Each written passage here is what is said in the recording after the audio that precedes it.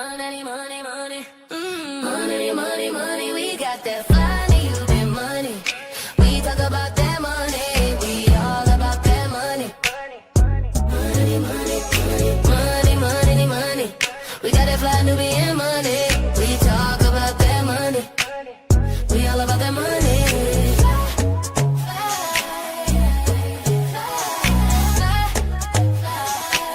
We love our black skin, our melanin, always focusing in on that money. We always win, money never thin, 'cause we hustling, always focusing in money, money, money, money, money, money. We got that money, money, money, money, money. We that fly Nubian money, boss talk, Tony, we stack it up.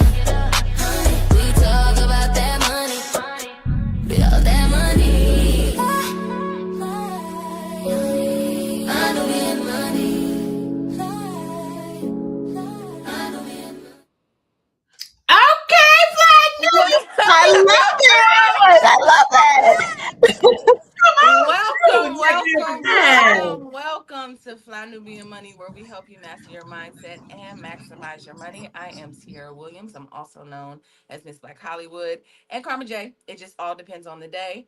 And we just unveiled our new opening. So, of course, all of our queens are responding to that. Did y'all like it? That's loved it.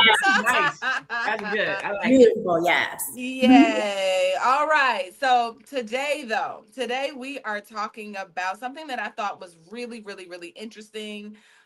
Where is my opening? So basically, y'all, there's no opening there. So basically, I came across a video from reality star Mimi Faust. I don't know if you all know who she is. She was on Love and Hip Hop. She was previously married to Stevie J, who was a producer. They was on the show. It was a whole lot of drama. But I think she was on there for about 12 seasons. Oh, wow. She revealed that just recently that she regrets that she did not prepare for her moment. Basically, she didn't prepare financially for what was happening after the show was over. And so today we're gonna talk about that. Like, how do you prepare for your moment, right? If you have a moment, whether it's reality, whether it's something on television, whether it's sports, you're an athlete, whatever it is. How do you prepare to make the moment into something long and actually help you generate the generational wealth that I think we're all looking for? So we're going to talk about it today.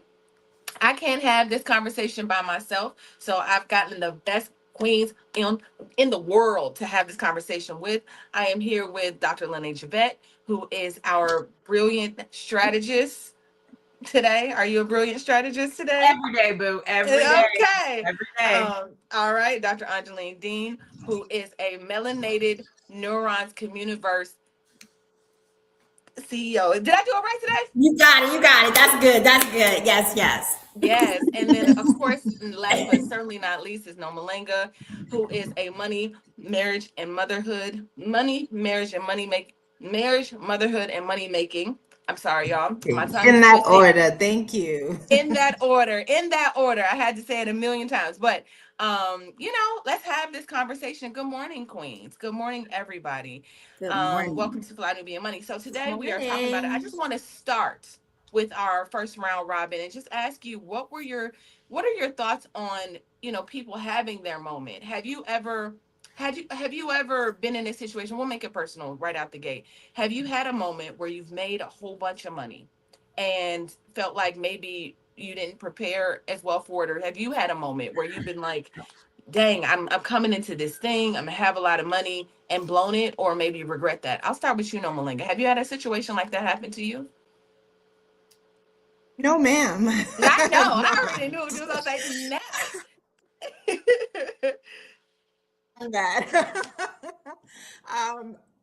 Since I've been, I went to boarding school when I was 13 years old or 14 years old. So on boarding school in America, it means that you're really bad and your parents just want to get rid of you. But boarding school has a different context. It just means that you're going to like a preppy school and it's just not in your neighborhood. So you got to stay there and be a boarder.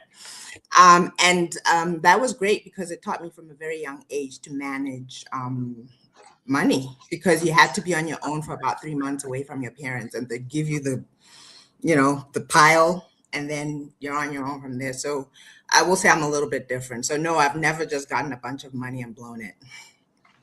All right. Well, I have. Let's see. When I first started my business, I left my job with my 401k. So I cashed out my 401k. I got $50,000 in cash, and I was like, okay, this is the money that I'm going to live on to start my business. And so I thought that this would be enough money for the year. But being a first-time entrepreneur, I didn't understand that in addition to living money, you have to have running your business money, operations money. And so I was out of that $50,000 in 6 months. I was like, oh no, I did not plan and prepare for this appropriately. Luckily, I was able to do a crowdfunding campaign, make some money, and then I ended up getting what I called a supplemental income gig, and I used that like a job, if you will, to help me to operate my business until I could go back to full-time entrepreneurship, because I didn't know what all it took. I was not prepared for what happens after the 50,000. Going into it thinking that, oh, my business will be up and running and I'll be making money. That's not quite how it works. Yeah, it didn't work. It didn't work like that when you're first starting a business. What about you, Ms. Angeline, Dr. Angeline? So I'm going to say and be real honest, like I'm still preparing now, even though I've had like other small businesses that I attempted and tried. I know that, my family has businesses. So I did learn some strategies and all of that, but I still am preparing and prepping myself even now because the whole melanated neurons is taking off much faster than I had anticipated. And I'm starting to feel like I'm missing certain pieces. So, yeah. Okay. So it does happen. It's not that it doesn't happen. I think that it's that we don't know when it's going to happen, and we want to be better prepared. I think that's the goal of our conversation today. So let's look at our first video. Oh, there goes our producer coming back in. Let's go to. Can you hear me?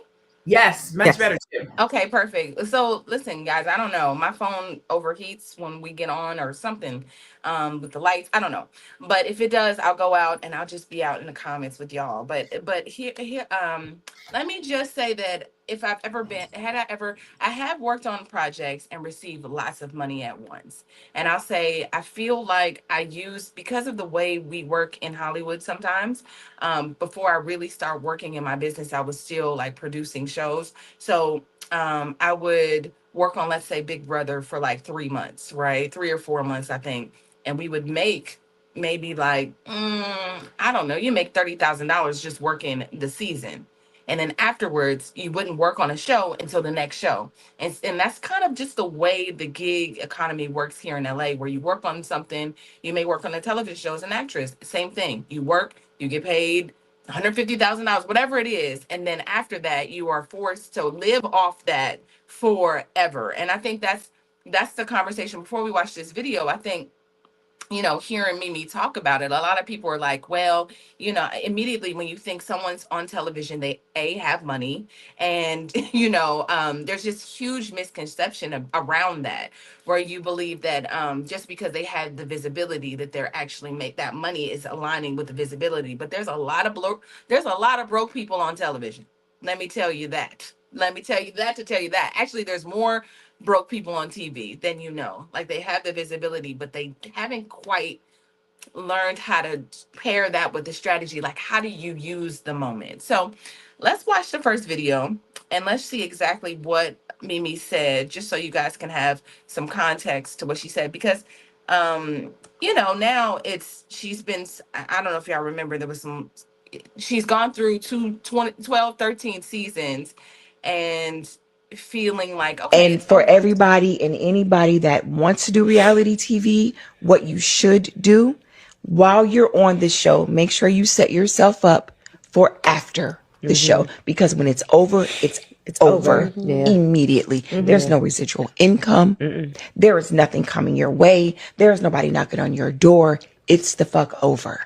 So make sure you have something in the bag and you have something set up that you have to move forward with after your situation. Not even after, while you're on reality TV, because that is going to push you push whatever that you're doing further.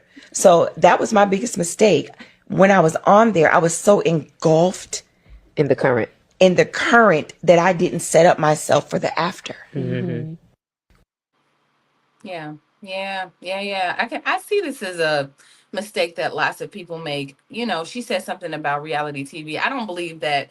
I think reality TV in particular, and if you don't know this about me, I am a former reality show producer. So I produced reality TV for maybe like 10 to 12 years. I worked in every facet of production, and kind of just worked my way up to story and creating story. So I understand how the process of it all works. But I don't think reality TV is a place for Black people. But what ends up happening is they bring in and broken and desperate people who are willing to do a certain thing for money. And then they give you this contract that's about this thick that nobody reads. There's not a lawyer present. There's, like there's fine print, all kind of fine print. It's not our fault if you die. There's waivers like crazy that just basically tells you they're not responsible for anything that happens on the show and after. If it has a bad if it poorly affects your life, they can edit anything. They can make you look any kind of way, and you cannot sue them for it. And then when it comes to money, you might get paid $25,000 to $30,000 an episode. Maybe. Listen, that's after a while, but they may pay you $2,500, right? Or you might be competing for just a stipend. I know for Big Brother, the money was like, if you win, you got paid $500,000 or whatever. But I don't know if there was a stipend, but they leave their jobs, they leave everything for the possibility. So you get these desperate people that want the opportunity. And like I said, even if they get paid $25,000, let's just say for 11 episodes, how much ever money that is, right? Um, they have that to live off of until whenever else. So I just wanted to give you all some context and some foundation, right? For this conversation. Dr. Lennon, I'm coming to you first because, you are a business strategist. What would you have told Mimi if you were coaching her? What would you tell her now that she still has some type of celebrity, or what would you have told her during? So I'll start with during. I would have told her, what's next? Like, everybody gets 15 minutes of fame. Like go into it thinking that this is 15 minutes. How are we going to monetize this now? Like right now, at this moment, what are we going to create? What are we going to do to monetize this moment right now while you're in it? Because that's when you're the most valuable. And then as you come out of it, what are we going to monetize then? So we would have two strategies, one for what we're doing right now and one for what we're going to do when you come out of it. Now, being that she didn't do the first one and we're at the second one, you can kind of see her doing a little bit of it, podcasting. I think I saw her and somebody else were sitting around talking about a podcast that they wanted to create. And I think she said she wanted to help people with relationship. I don't know why she chose that. But one of the names was Girl Don't Do It. And she was like, no, because I want to help I want to help men and women. And so she's trying to kind of piece it together. But one of the easiest ways to make money is to sell something that you know. So after going through that process, how about creating a course on how to get into reality TV? How to do this? Like based on what you have done, what can you create? What can you monetize based on your experiences? It could be how not to date a loser. It could be how to date at a high level. Maybe that. I mean, there's just all these different things that she has experienced in her life that she could use to monetize. And it looks like she's kind of doing that a little bit. Like again, I've heard that there's a podcast that she's working on. Yeah. It's interesting because it all depends on the storyline too, right? She was dragged through the mud with Stevie. I don't know all the particulars, and Jocelyn, that's all I remember. And then when she was off the show, she was hanging from a shower rod. Yeah. Like they that sold some like a sex tape to Vivid Entertainment, thinking it was going to give that Kim K response, and it didn't, right? And so, no, Malenga, what is your response? What would you have told her? I didn't realize she was the sex tape lady. I remember seeing that. You a remember while that hanging ago. from the shower rod with the guy? Yeah. No, I do remember where the people were really dragging her and saying, "You're not white. Kim K can make a tape and get rich, and you Yeah. won't." I can remember that part. Yeah. Yeah. And it was all over social media. But I just want to piggyback off of what Lene said, what Dr. Lene said. I'll do a shameless plug even for the Black Business School. Inundate yourself, stocks, bonds, investments, educate yourself while you're in there, because you're gonna have a lot of money. And actually, when people haven't had money and they have a lot of it, they don't really know what to do with it. Um, Even if they mean well, even if they want to save it or they want to not be irresponsible, they actually don't have the knowledge about what to do with it. So inundate yourself with education about how to invest, how to buy, sell stocks, all of that. That'll really help. Then the other thing is, she used a good word. She said residual. And that was like, I actually learned that in network marketing. Like, oh gosh, it's been so long. I don't even want to say. I think it was 20 years ago. But anyway, they really pressed about residual and leverage. And residual is something that she should have thought about right from the beginning. Like, okay, what can I have now that's going to pay me over and over and over? And it could be something as simple as a book. You know, how did I get, like Lene said, how did I get on here? A book is something like once you've written it, if you market it well, it'll just pay you forever and ever as long as it's selling. And then the other rule that I publish a lot nowadays is sell something. As long as it's not the cookie, sell something, sell something. Okay, t-shirt. Like this is one of my Christian sites brands. Anything, sell something, right? And the great thing about being on TV and being watched by millions of things is that sales is a numbers game. So you're already getting eyeballs on whatever it is you're selling, more than you could ever get anywhere, not more than any marketing campaign, because you're marketing every single time that you're on the show. Yeah. Well, here's the I thing. think I think I we can get a also shirt that hold says on. "Sell everything but the cookie." Can we get a Yeah, shirt? everything but the cookie. Hold on. I No, love that. everything but the cookie. Well, let me lay a little bit more foundation. When you get on a reality show, the show, the network feels like they owe you. You owe them. Because here's the thing, I'm giving you constant marketing, so everything that you make, we own a piece of that. It's almost like a 360 deal with, with performers. Like you get an opportunity, you're owned by, your contract says that they get a piece of anything that you sell, because you wouldn't be you without them. So, Dr. Angeline, when you are trying to keep up with the Joneses, you're on a TV show now, right? So that means you need somewhere flat to stay. You can't go back and live in an apartment.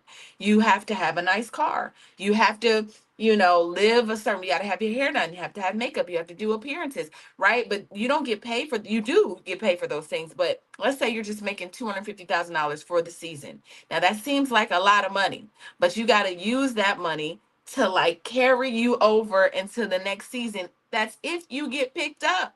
That's if you haven't negotiated your contract in a way that even allows you to do anything residual. What do you do with that, Dr. Angeline? Like, what do you like? You trying to keep up, huh?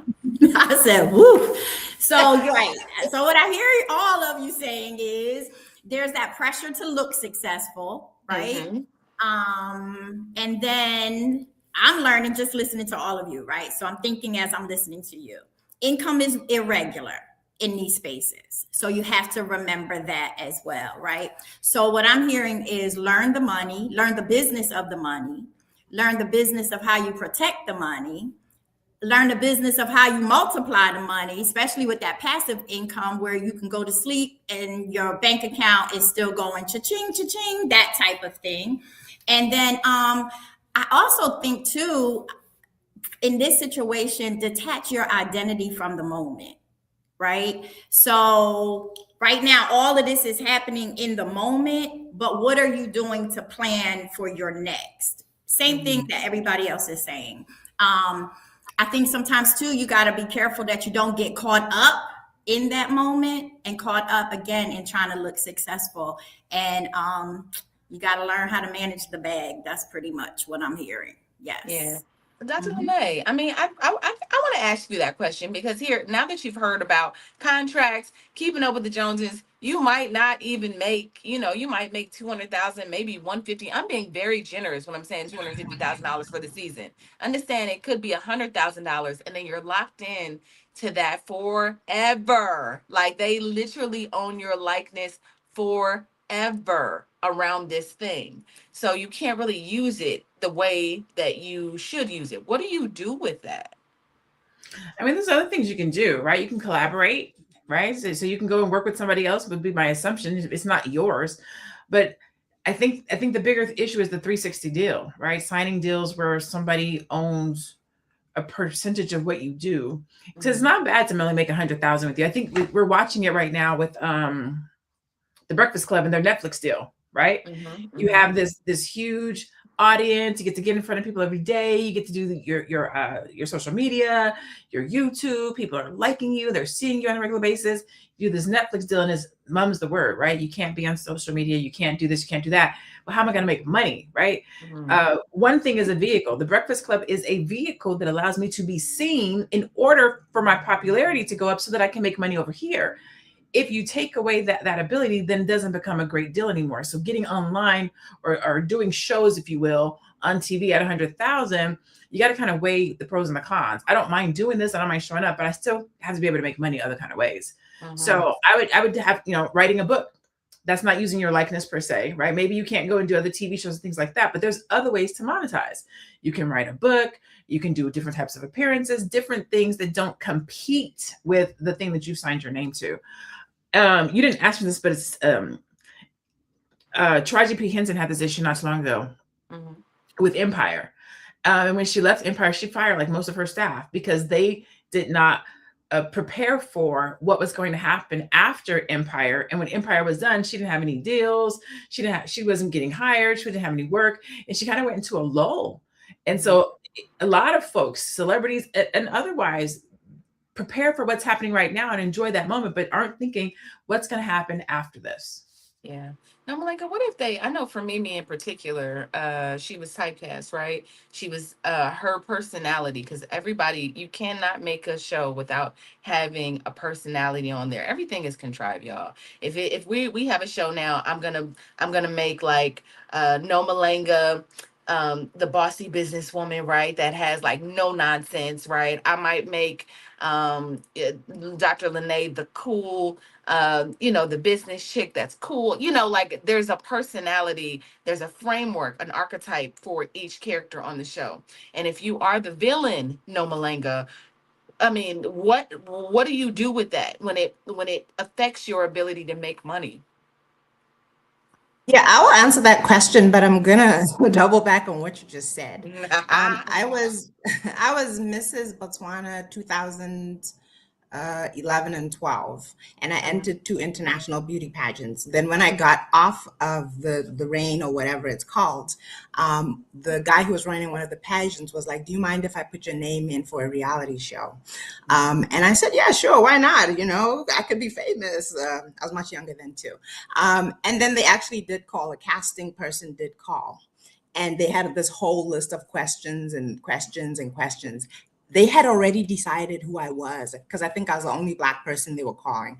I was supposed to be bitchy, backbiting, because they kept asking, like, so if somebody did something and said something, what would you do?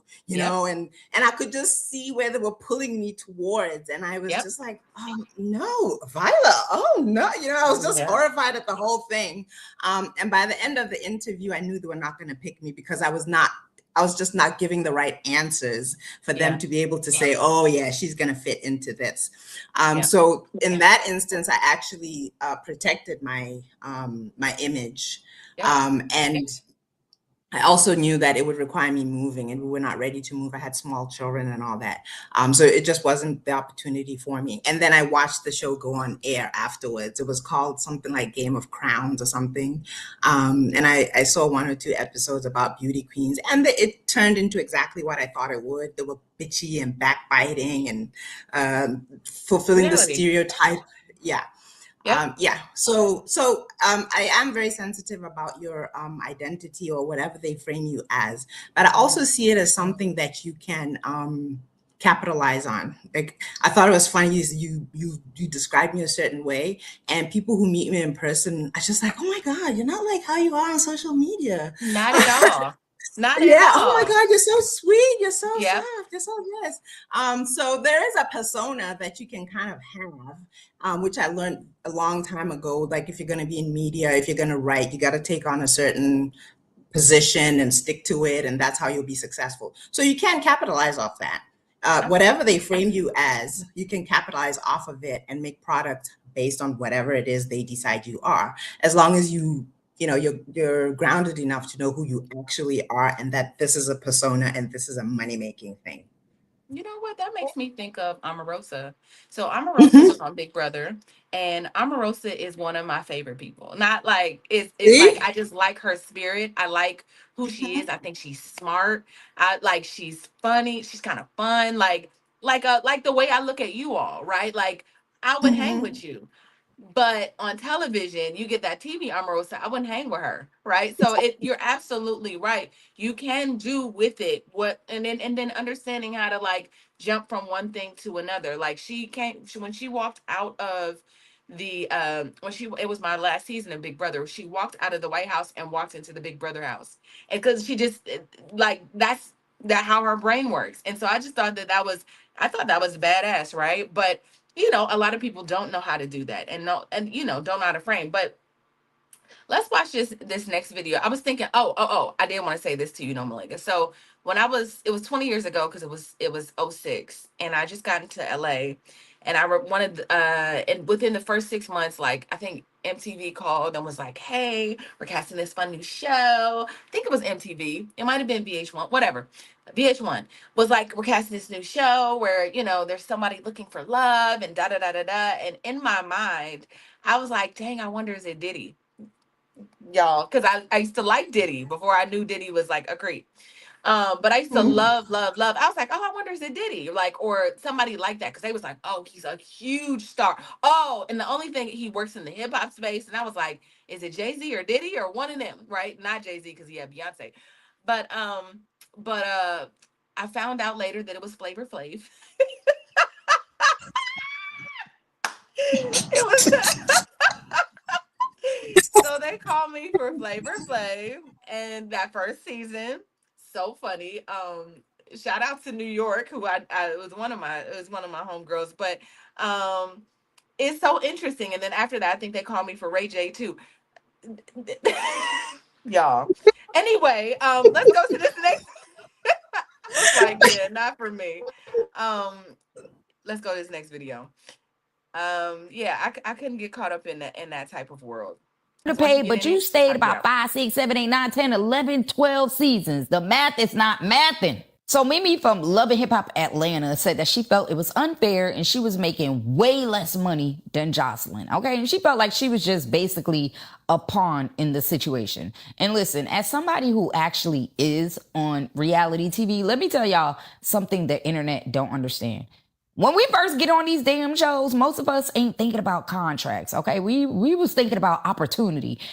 Just happy production called your ass, okay? You like, oh, I'm on TV. Bet, you know what I'm saying? Like, you sign fast, you don't negotiate hard, you don't want to give no type of pushback because honestly, you don't even know what the show gonna turn into yet. You just want the opportunity. But here's where it get tricky though. Jocelyn did season after season, brought chaos, drama, memes, ratings, like, bitch, she became the show. Meanwhile, Mimi, like, respectfully, was given stable, calm, emotionally hurt, mature, responsible. And reality TV don't pay top dollar for peaceful. Reality TV pays for tables flipping, wigs shifting, and somebody yelling out, bitch, you lucky security is here.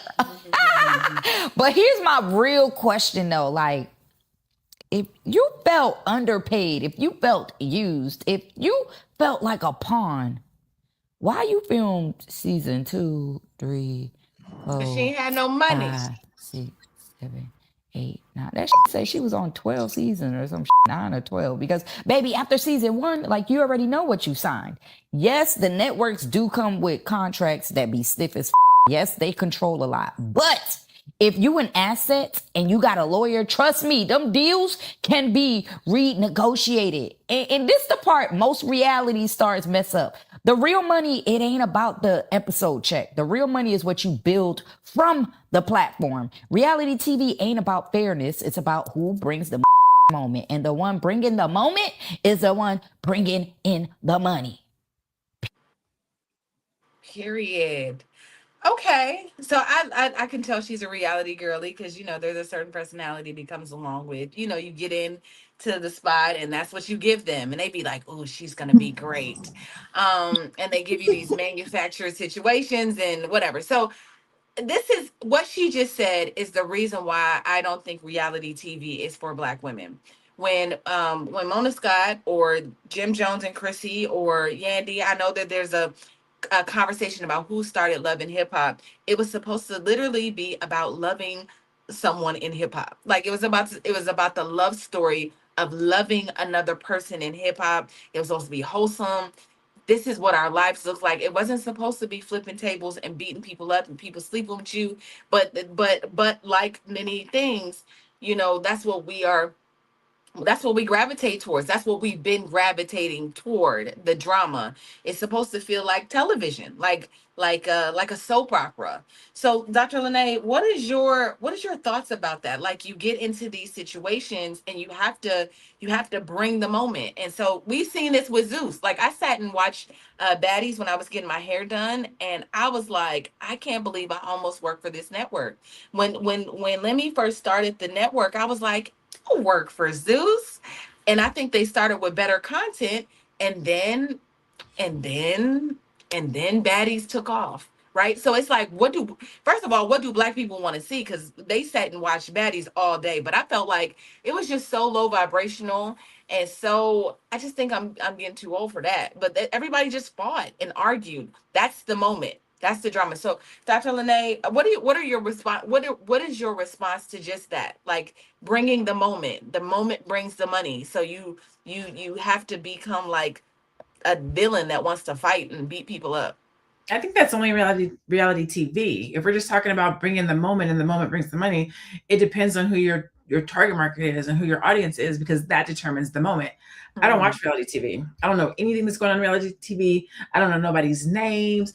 A friend of mine sold it to me this way. We were talking about how content works, right? He said you have a plate and you have people who you have two plates. You have people who eat healthy. They appreciate what goes into their body. They're going to read the label. They're going to make sure that this is good for them. They're going to make sure that it's good for their children, right? And you have people who eat off of a plate. They'll eat anything. They like the fried chicken. They like the grease dripping off of the macaroni and cheese. They're going to eat the cakes. They're not thinking about their waistline. If this is good, I want it, right? And that's how life is, content included. Now, what he said, what will happen is people who eat this kind of a way, fast foods, they don't want none of that healthy stuff. Get that out of my way. I don't want to hear about your salads. I don't want to hear about your whole foods. I want to eat what I want to eat. People who eat healthy, we're going to have us a little bit of fried chicken from time to time. This is still going to be our diet, right? But we're going to pick off of this plate from time to time. I have a little dessert.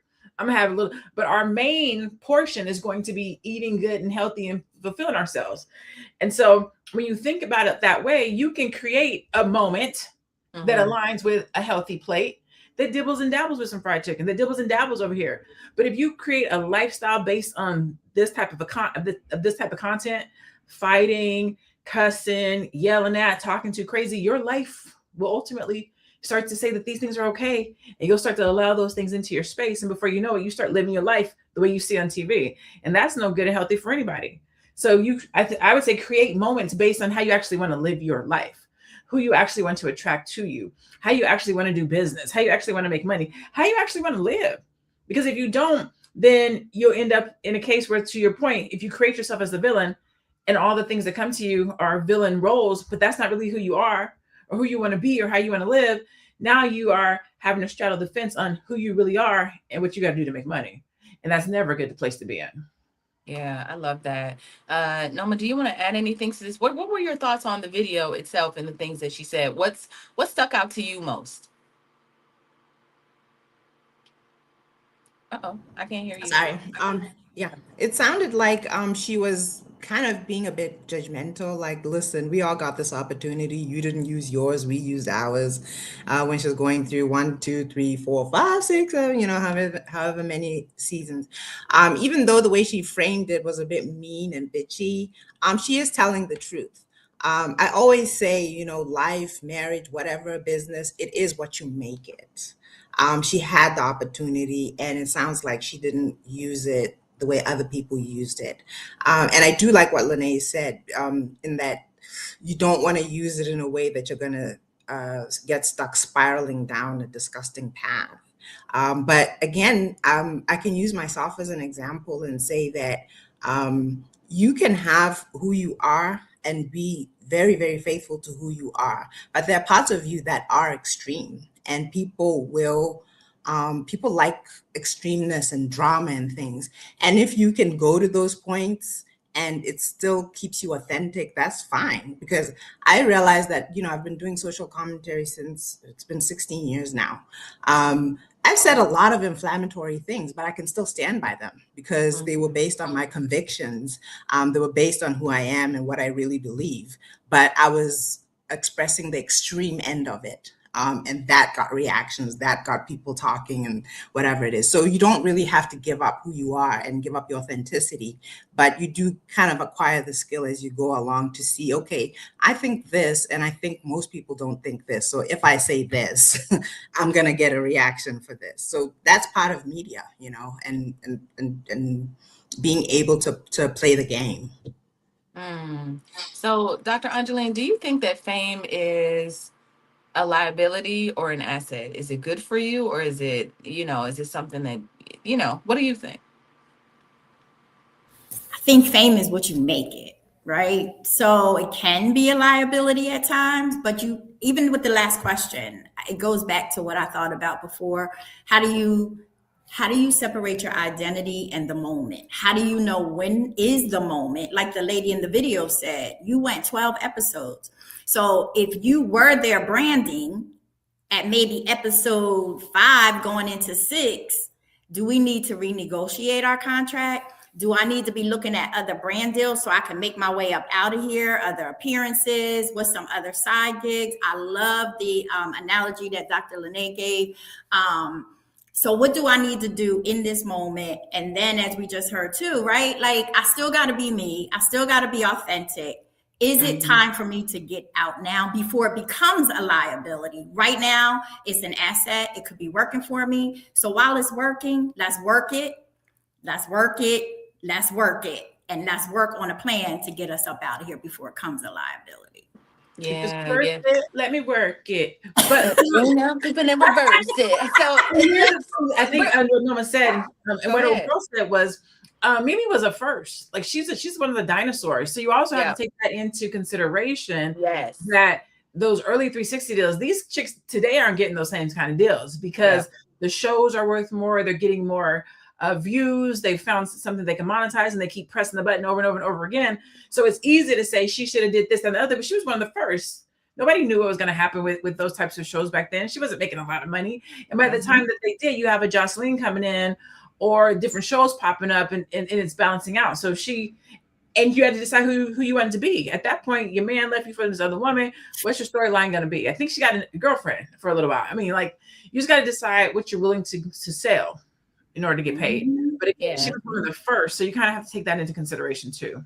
Yeah, that makes me think of Top Model, right? We were supposed to have a conversation. Malenka actually requested that we have a conversation about Top Model, and we can work some of that into this because I think it's fitting, right? There was a lot of women on the documentary. You kind of saw some of the changes they were going through. It seemed like all the women that didn't make it were on the documentary, which has been interesting because you see certain people like Yaya or like Eva or, just Takara, the successful girls that went off and just like used the opportunity and figured it out. And the other ones that went home and was like, it ruined my whole life and I still get trauma just by thinking about it. Right. Like you have that. So but I love what you just said, Dr. Lene, where it was the first, literally the first.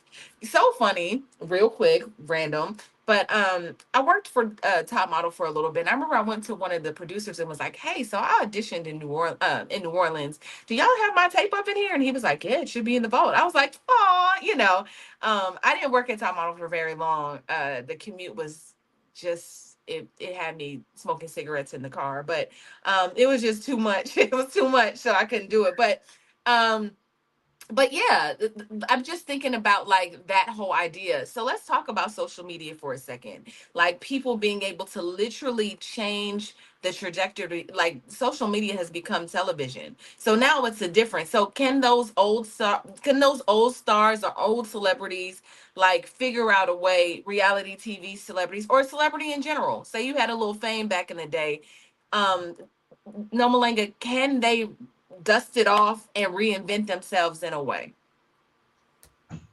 Absolutely. I think you can reinvest yourself at every stage in life. Like, I'm just accepting for the last 5 years or so that, I'm not the hot chick. I'm the auntie, like, come on, you better act right kind of thing.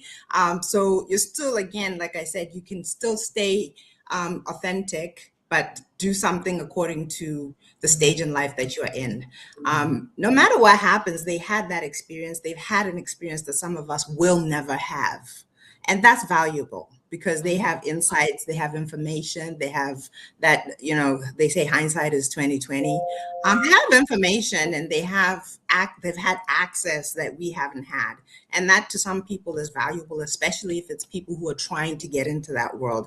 I think Dr. Lene kind of alluded to it, like create a course, or something, a mentorship program or something. I've seen some actors and actresses, and I don't know if it's because acting and being on TV or shows or whatever isn't really working for them. Then they pivot to, let me teach you how to get into the industry. Let me teach you acting. Let me teach you this. It's obviously not going to be like a hit, like you get the millions in a big show, but it's like a job where you have that kind of consistent income and you're capitalizing on your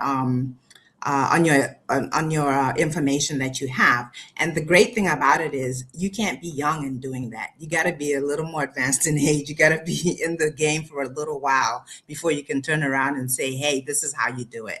Because I'm at the age where I don't even listen if a little 25-year-old come on and say, let me teach you. I'm like, please. Oh my God.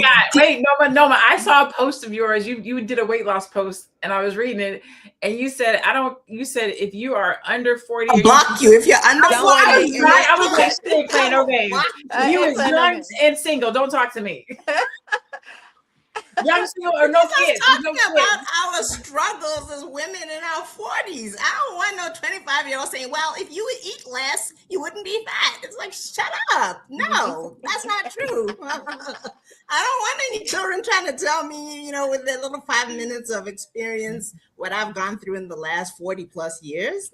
No. Especially if they ain't never have a hot flash. Exactly. You see what I'm saying? You don't wake up sweating at night and you can tell me about my experience. Listen, you still sleeping cool and breezy. See, you've got a bunch of grannies here. You see, all of you understand. Yes. Girl.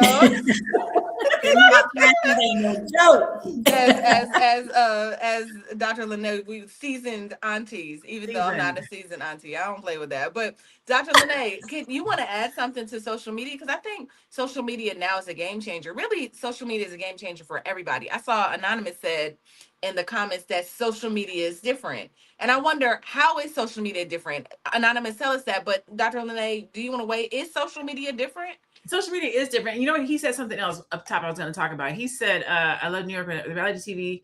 He said something about nobody has done anything of, okay, bro, no one from reality TV has gone on to be really relevant. The lies you tell, Anonymous. Cardi B has figured out how to fix her teeth and her reputation and build a business and a brand. She wasn't even a main character. I don't know what show she was on, and I don't know what it was about. Love and Hip Hop. I know she wasn't. Okay, Love and Hip Hop, but she wasn't even a main character. So to get to where she is based off of that, she wouldn't have done it any other way. She could not have walked into a studio and created the brand that she has. The only reason she has the brand that she has is based on that show, because she's not the best rapper. She's not really talking about anything, in my opinion. She had a following first. She had a social media following first. and then it attracted them. So it was the other way around. She was the girl. She was using all that personality on social media, and then To get Love onto Love and Hip came Hop. along. Yep. And then so she was a mainstay, but from there, then she went on.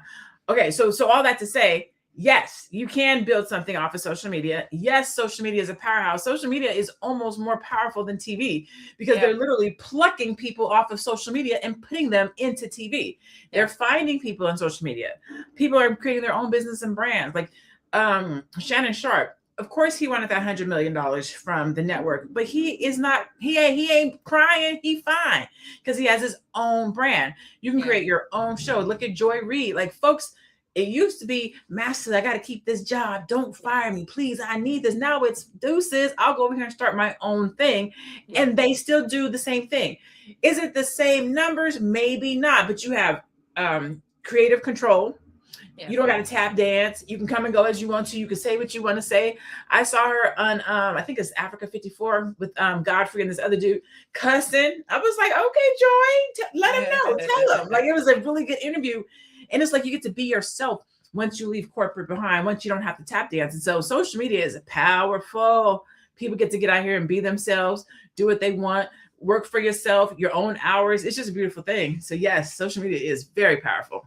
Yeah, that reminds me of Don Lemon. I love Don Lemon on social media as opposed to him being, now he can drink and get on the internet and be like, listen, Dr. Angeline, do you want to add anything to that before I go to this next video? Yeah, it's freedom. Social media could be freedom. Well, what does freedom look like? Your own independent whatever on social media. I think about Dr. Lene. I think about all of these political pundits that have their own show. They don't have to bow. They don't have to do anything. They can say whatever they want to say. They don't have to agree. They don't have to talk about one specific group and lie because they probably don't think of it either. Because if they don't say it, then they don't have a job. Oh, absolutely not. To me, social media looks like freedom, independent. I'll give you an example. Candace Owens. To some people, some folks, people will be like, she has the #1 podcast in the world. I had to look it up because when somebody told me, I didn't believe them. I was like, ain't no way. The #1 podcast in the world. So Anonymous was saying people have to like you. They don't have to like you. Because even if they don't like you, they'll tune in. Kevin Samuels wasn't popular because people liked him. Kevin Samuels was popular because he gave the show. People who didn't like him tuned in, and people who liked him tuned in. If you didn't like him, you tuned in to see what he was going to say, how he was going to. Same with Candace. The exact same with Candace. It's not that people like her or love her. The people who do. But the people who don't, they show up too. And that's how you really go far, when the people who love you and the people who hate you show up for you. Yeah, we're talking. I listened to Candace before we came here. Who she is. Candace sticks to her principles. What happened? What did you say, Nomalinga? I was saying with Candace also, she's very faithful to who she is and what she believes, and she doesn't care how you feel or whatever. She just sticks to it, and that has catapulted her to the #1 spot. Yeah, here's the thing. In media, the #1 thing, and you can take this for all of you out there that want to start platforms, you have to make people feel something. And so I think that one of the things that it doesn't have to be the most inflammatory version of yourself, but you got to stand on some business and know that you are going to offend some people. And so when you don't, like the young lady was saying, when you're calm and it's giving like mature and you're going to turn the other cheek every time, it doesn't work because people think that you are it's good for in real life, like it's calming for the nervous system, but it's no good for television to be calming and healed. It just doesn't work. It doesn't work. Let's watch this next video and see what I think we're going back to Mimi, and she talking about the money. Portrays our people to look ghetto and stupid. People to take you seriously about business, coming off of Love and Hip Hop and all the different type of things that happens on that show. At times, yes, it is. However, once they sit down and actually talk to me, because what Love and Hip Hop showed you was a small portion of me. They put me in a box, and it was really hard to get out of that box because all they saw was me yelling and screaming and carrying on, right? Hey, we could hear you. Yeah. So they kept me in a box, right?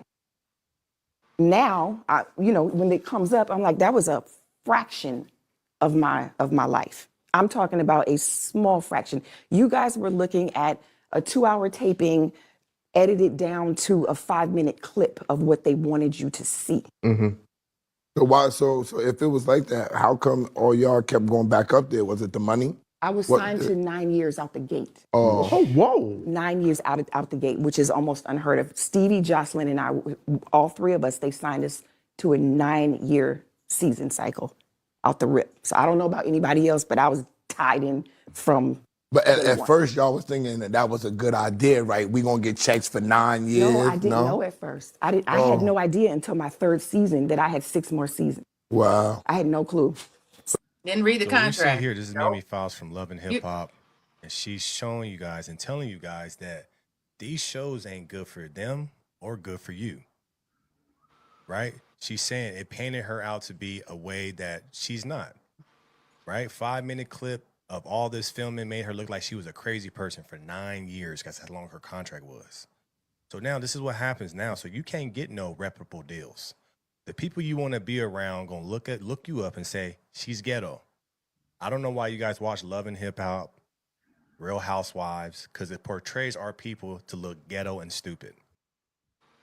Exactly. That's why I don't watch it. Yeah.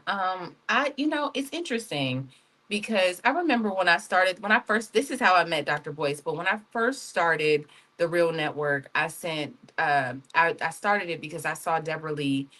She said something like, Black people don't want positive programming. And I remember that it pissed me off so bad at the moment. And because I was thinking, yes, we do. We just came off, rewind that 10 years, 20 years, and we was watching Teen Summit and all of these Bobby Jones gospel. Listen, put it in the chat. What was we watching in the 90s, right? We were watching all this positive Cosby programming. Show. The Cosby Show. We were watching A Different World. We were watching Living television. Single. Family Martin. Matters. Listen, we can go down Martin. We was watching shows that had positive resolution. It showed conflict resolution. This is the one thing about television that reality TV is that it doesn't show you any type of conflict resolution. And then even when they sit down and be like, okay, we're going to talk about it, we already know they're going to start fighting. Right? We've given you liquor, not we, like they have given you liquor. They've given you an environment. They've talked to you enough. They've instigated the situation separately to put you in a room and know that like you, for a little bit, you're going to sit and be cool. But after a while, somebody's going to hit somebody with a bottle. And that is it. Like, that's it. So it really made me mad that they said that when Deborah Lee was like, Black people just don't want that. Because that's what we're watching. Y'all, why do we grab it? Has it been programming over the years, do you think? That's what I happen to think. You make a Why good do we watch that? here because I've been watching on social media lately, and you guys probably have seen this too. The youth is going crazy. In Atlanta, they ran through some mall. They got it now where you can't be in the mall after a certain time, certain age. They're going crazy. They're doing these not mobbings, but like I forget what they call them, like flash mobs, places and cars. Like they are going crazy. I would say youth between 16 to like 25. But what they're really doing is it's art, it's life imitating art. Like they are just taking what they're seeing on TV and how these grown folks is acting, and they're coming together and they're doing it in real life. Our youth is crazy right now between 16 and 25. They are crazy. And I'm thinking when I was growing up, all I wanted to do was go to an HBCU. I watched A Different World and I just wanted to go to HBCU. I wanted to become a doctor. Like I believe that. There is no programming that's on television right now or in movies or any place where they can see themselves shown in a positive manner. There's nothing. And then the stuff that there is, like what's the show I just watched with the Black dude? He played football and Tay Diggs was his coach. I love that little show. What was it called? It's Like, on the American. What is it called? No, it's not called American. It's called something. It is. It's American something. It's let me see. Tay Diggs, football coach. It's called I'm about to tell you. Wait. Y'all help us All out in the American. chat. All American. All American. I'm like, All it's American. American. All I know it was American. in there, but I do something all American, right? Okay. And you can see yourself, and it makes you feel like either I want to be an athlete, or I want to be a part of a team, or I want to go to college, or I want to pursue a goal. We don't have that type of programming, so we're broadcasting negativity, hate, animosity, fighting, stealing, and then the music reinforces it. So when are we putting anything positive into our young people that put something in front of them that says, I want to do something different, I want to have something different, I want to be something different? Like we don't have that in this generation and generations going forward. Like we have to get back to putting some positive stuff in front of people. You know what's interesting? I think that it's you know what do you think about it, Dr. Angeline? Because I could go on. I'm gonna just go to Dr. Angeline because I was going to say, go ahead. What do you think? No, so first, thanks for even doing this show based upon that comment. And I so agree. I so agree, because I just was watching last night with how the whole Houston rodeo had to be shut down. Yeah. And it was young people. Did you see that? Yes. Fighting. And too much baddies. Absolutely. And I think too many of these shows niggerize us, and we think it's cute. I do think that the music is a main portion of it. And my thing is, how do you get them hooked, right? Like, these are some of the conversations that I'm having with some of the teens now, right? Like, why do you think that's cute? Why do you talk to me? Like, I need to know why you think even looking like that, coming up in here is cute. Like, and then sometimes I have to ask the guys, like, well, tell her what you really think. Right. And so it's like having some of these conversations, because you're so right. There's nothing really out there that's pulling them, that's grabbing them, that's saying, this is wrong. What are you going to make up of yourself? What's your final destination? What's the identity that you want? And that's the one question I keep going back to, identity. And all this stuff keeps pointing back to that whole plantation politics. That's exactly what all of this is, right? Think about who owns the music industry, how they even make the money. Remember back in the day, we had all the political rappers that was teaching us something. Now, what do we have? They teaching us something, but is it worthwhile? Yeah. Yeah. You know, I just think that it's all about palette, all about your palette, right? I think that we can be reprogrammed, but it's been I want to say the first reality show was Real World, I want to say in 2000 in New Orleans. I just happened to have been there, right? The first reality show was 26 years ago, right? And they didn't know what it was going to be. They put these people in a house, and then it went crazy. Was that the first? I think that was the first one. Right. So ever since then, we had never seen anything like this. And even in the beginning, it wasn't a bad thing. It was like, oh, this is what happens when you put people in one environment. It was a social experiment. And so I think over the years, um, you got to remember, corporations know who we are. They know what we watch. They know our moods. They know everything about us. So they're simply taking the things that we are known to consume and somehow create content around that. So I think it's been a bit of programming. I think just programming somebody. If I have a child right now, if I stop feeding my daughter vegetables, over a course of, like, for the next 10 years, even though she's 15 and has had vegetables, if I don't feed her vegetables until she's 25, she's going to have lost the taste for it.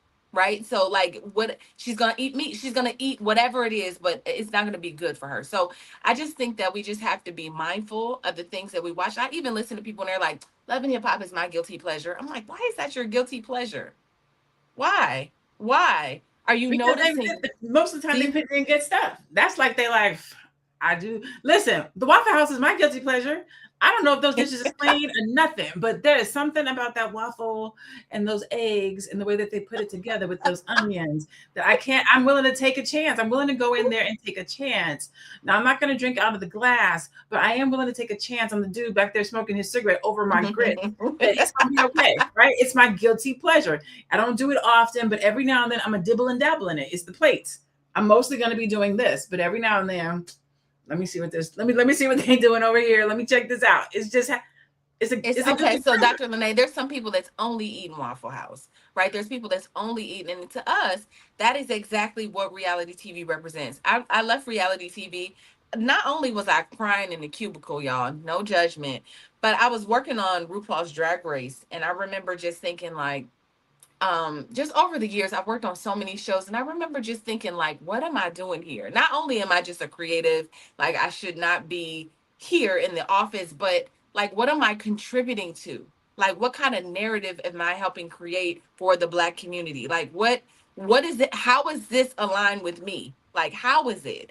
And so it was a lot of me just having to do some soul searching and figure out like this part of television is not for me. And I went on to but you know, even when I went on and start writing, and I wrote a screenplay for Universal, I remember one of the producers came to me and was like, can you make this character gay? And I was like, I really don't want to do that because it's not gay. It wasn't gay in my head, right? So you just learning to just say that's a voice and that's a perspective, and there's nothing wrong with that, but I'm gonna just stick with what I know, what I'm doing, like with my perspective and my voice. So anyway.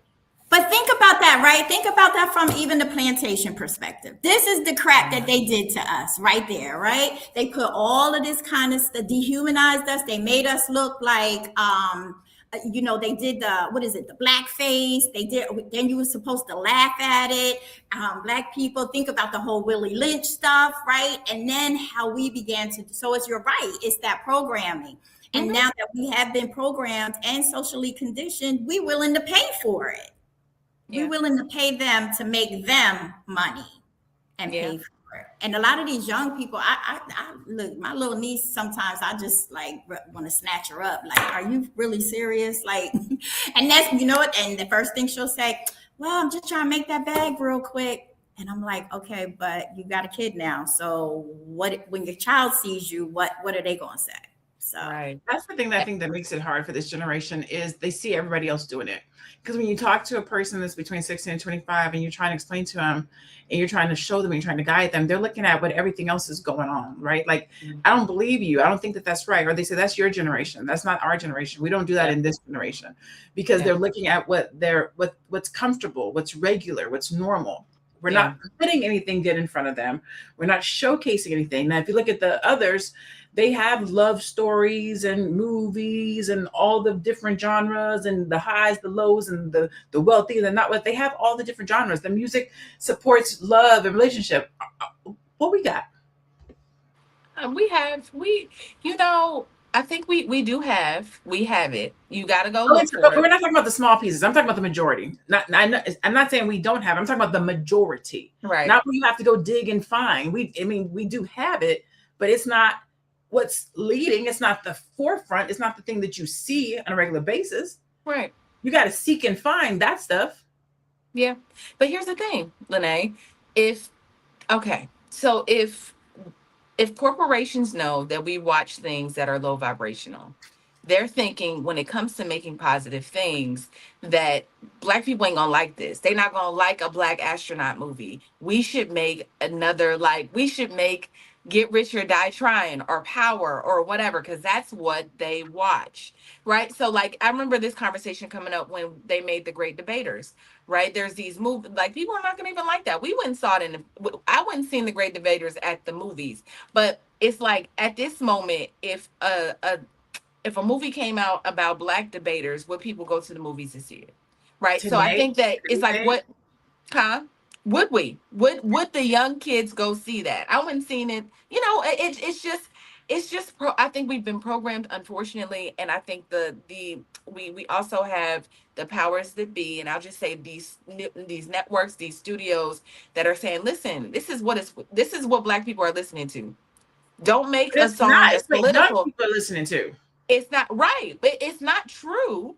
But it's just it's how the racism is continuing. It's how it's perpetual. So I feel like we could have a conversation all day about this. I could talk to my queens all day, but we are late and I gotta wind it down. So I want to start with you know what? I'll start with we'll start with final thoughts, and then I'll do my women's Black history moment, and then we'll get on up out of here. But so let's wind it down. So, Dr. Lene, what are your final thoughts around this situation? I want to ask you a question, but I also just want your final thoughts. You've said so many great things. Do I want to ask you a question? I have a Yes. final thought. You have a final thought? Mhm. Okay. Well, I'll let you My roll. final thought is if you do not want to be like a Mimi or a Taraji or whomever, it doesn't matter who it is, think about your next step. At the end of the day, we can live for today, but we really have to be thinking about what comes next. Like, how are you going to prepare? If you're making money now, how are you going to manage that money so you have money tomorrow? If you have a business, how are you going to manage that business that you make sure that you have a business tomorrow, so that you make sure you have money tomorrow? We have to prepare for what comes next. How do you do that? Right here at the Black Power Conference. I love it. That's how you do it. If you are not signed up to come and hang out with me, Tiara, Constance Carter, Dr. Boyce, Athena Gardner in Miami next month, get yourself together. The tickets are on sale right now. You can come in as a general admission for $199.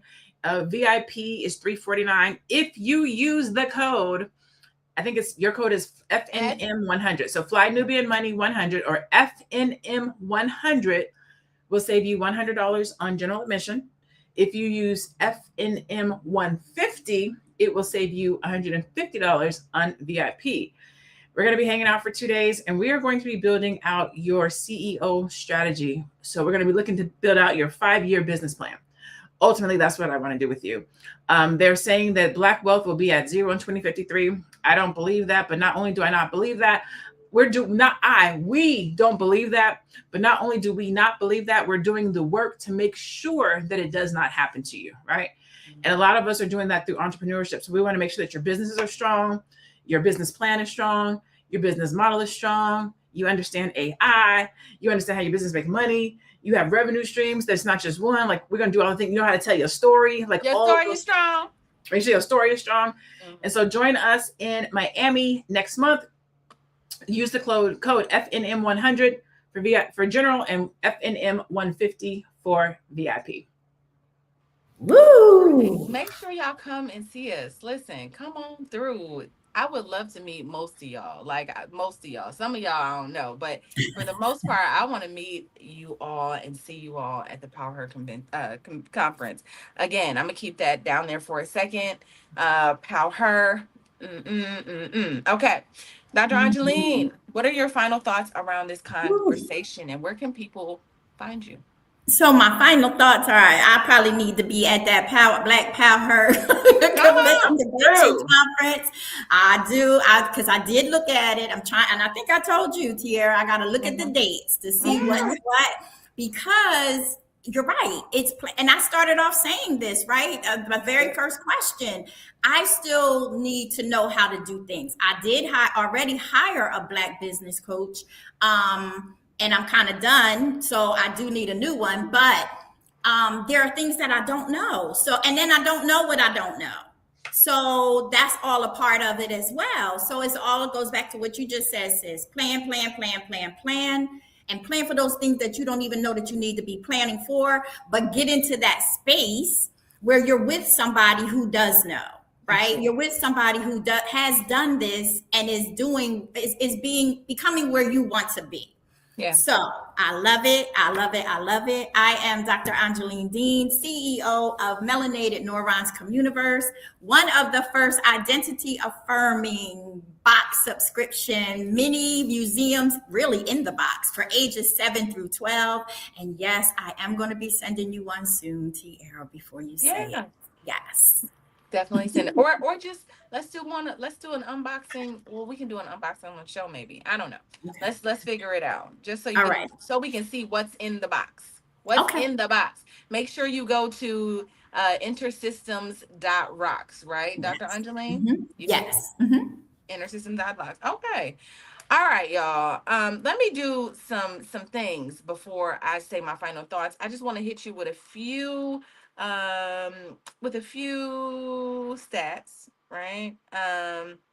All right. It says about 49% of Americans say they live paycheck to paycheck, regardless of income. So when you're thinking about people making lots of money, that doesn't really matter because if your month don't match your money, then you're going to be broke anyway. Nearly 78% of professional athletes go broke within 3 years of retirement. Many reality TV stars are paid per episode with no long term contracts or benefits. The studies show that people who receive sudden income increases often spend just as fast. And last one, only a small percentage of entertainers successfully transition into long-term business owners and investors. Only there's only one person that I can think of that I'm like, man, they killed it. There's a Matt lot of people Duncan? actually. Who? Huh? Who? Not one person, but one person that makes me is Chameleonaire. Do you know who Chameleonaire is? The rapper. He had "You See Me Rolling," they hating, controlling just to see. No, I know the no. song. Yeah. So he only made that one song, and then he went on to become this huge investor that's worth like millions of dollars. Like he killed it. Like killed it. Y'all remember that? Just see me. Anyway, so I'm just saying, just just have a plan. I think that's the purpose of just having a plan. Why is Dr. Lene looking at me like that? See? Anonymous know what I'm talking about. Okay, y'all. Let's oh, lastly. I feel like I've been just here talking. All right. So Clara is our Clara. Let me find the oh my god. All right, Clara Brown, a formerly enslaved woman, became a successful entrepreneur during the gold rush era in Colorado. She built wealth through cooking, laundry services, and investing in property, then used the money to help reunite formerly enslaved families. So we want to shout out our women's history moment is from Clara Brown. Shout out to Clara Brown, who used her gifts and talents to, it's not what you have, it's what you do with what you have. Sometimes we have these conversations. These are my final thoughts. Sometimes we have these conversations around when I'm thinking about the women that we talked about this month have had to deal with so many other things, right? They had to endure so many hardships that we don't have to deal with today. We can, like, literally, with a little bit of effort and a little bit of grit, you can build anything. And that's the amazing, it's the best time to be alive. So I know that we talked about reality TV and not being prepared for the moment, and my good sisters have said just plan. But I would just also just just encourage you to be mindful of what you are creating, what situations you're putting yourself into, what your story and reputation is everything. So I would just say, before you let somebody else create the storyline of your life, you can control that narrative and control who you are and how you are presented to everybody else. So I would just say, make sure, keep it classy, keep it positive. That's what we need in our community: classy and positive stories. With that being said, I am Miss Black Hollywood. I'm also known as Tierra Williams and Karma J, all depending on the day. And if you were looking for me, I'm at Miss Black Hollywood across all platforms. As Dr. Lene said, I'm gonna be with her next month in Miami. But also, if you are looking to tell your story, if you're looking to start a podcast, if you're looking to really understand your power in storytelling, because I believe everybody has a story. It's a thing that God gave us all. It's the way we use it to really just take our lives to the next level. That's all you really need is your story, in my opinion. And so if you're interested in working with me, I'm at missblackhollywood.net. That's missblackhollywood.net. And I'll see you there. All right, yeah, this has been amazing. This has been so good. I'm not even going to do our outro because we are over time. Dr. Lene, just give that good little outro you do. What is it? Wait, we got an outro too? No, I'm saying like that outro that we will, and we Okay, will. okay. Give your I'm little sorry, I need to tag. see it. Well, we will. Okay. But it's not done yet. So, Dr. Lene, go ahead and tell people what to do. Go out, be blessed, stay black, and be one. We'll see you guys tomorrow, same time, same